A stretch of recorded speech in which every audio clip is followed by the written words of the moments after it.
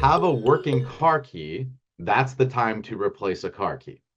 Every vehicle should have a spare key. If you don't have a spare key for your vehicle, I would strongly recommend you getting one because that's the cheapest key you can get. Just take the key down to a locksmith.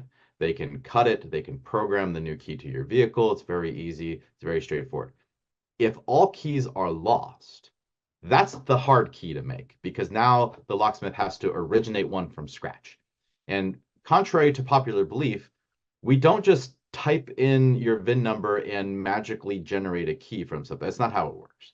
We have to pick and decode the lock. We have to cut the key. Sometimes that takes multiple test keys to get it correct. Then we have to program the key to the vehicle. The vehicle must be present, so we physically have to be at the vehicle's location. So how to replace a car key? The best way to do it is have an existing key duplicated to get a spare. Otherwise, it's a complicated process where there's very specific tools that need to be used to originate a key from scratch.